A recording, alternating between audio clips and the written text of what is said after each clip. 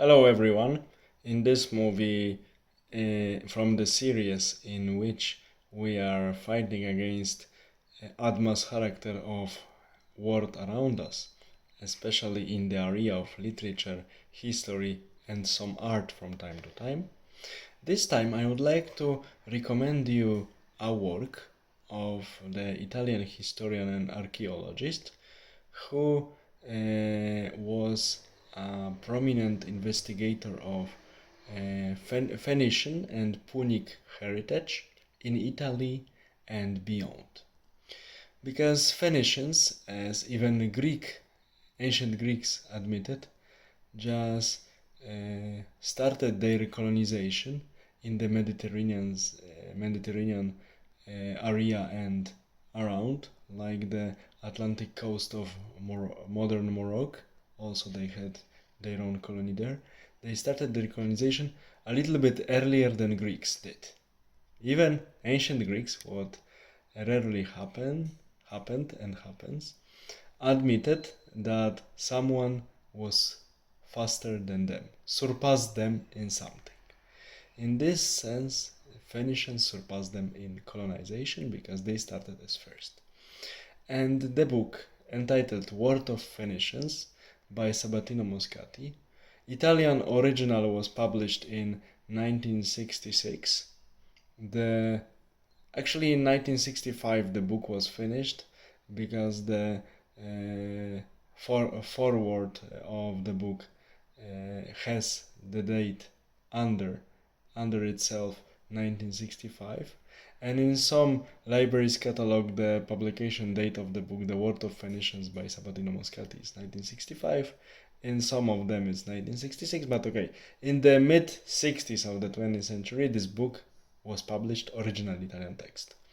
And this book World of Phoenicians tells us the story of the history of Phoenicia from the turn of the 13th and 12th century before Christ till the conquest of the Alexander the Great, with the particular emphasis of the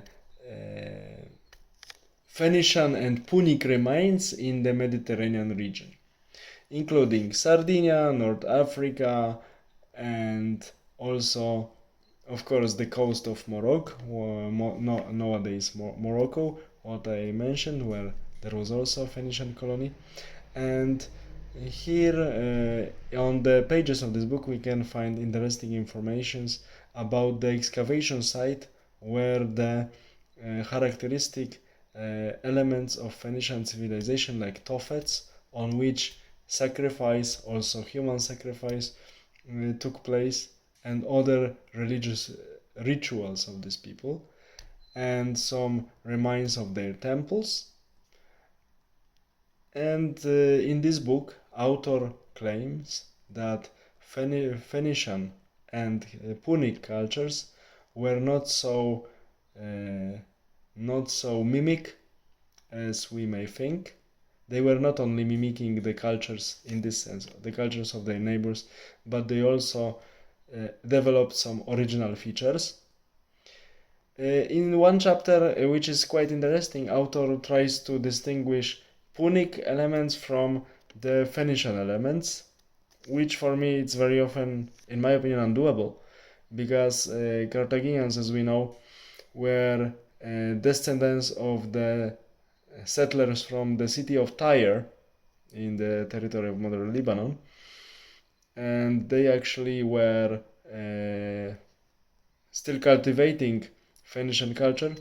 Of course, within their culture we can easily find African, Mauritanian and many Egyptian elements, especially for the broadened population. Egyptian religious traditions and rituals were quite well spread among these people, and we also can find some other influences of Northern African inhabitants on the culture of descendants of the settlers from the city of Tyre, who settled in Northern Africa and later became known as Punic people or Cartagians in our nomenclature.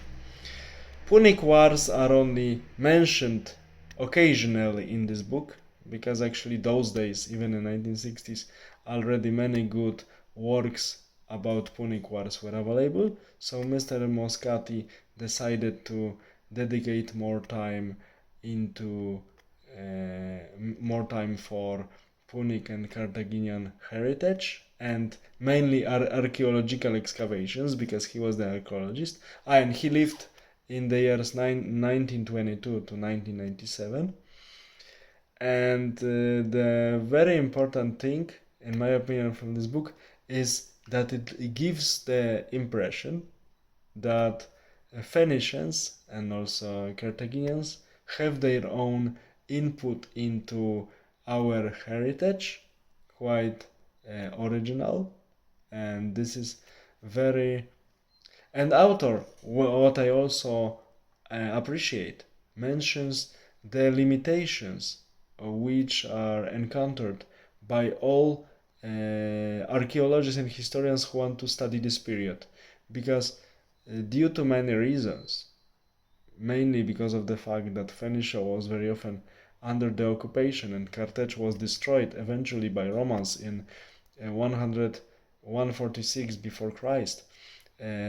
So we are missing narrative sources from the Punic, Carthaginian or Phoenician side. So we are missing narrative sources from the side that lost, and this is quite huge limitation. And the only narrative sources that were preserved in our times are the sources of their enemies, like Romans, and also enemies and competitors in business, trade, so Greeks. So they are very often hostile and biased, but thanks to the scrupulous work of many people like Mr. Sabatino Moscati, we can look at this civilization and its heritage in more objective way. So, despite the fact the book is a little bit old, it's still worth reading, can also be used as a travel guide through Phoenician excavation archaeological sites. So, Sabatino Moscati, World of Phoenicians. Very worth reading, an interesting, intriguing book. Have a nice evening. All the best for all of you.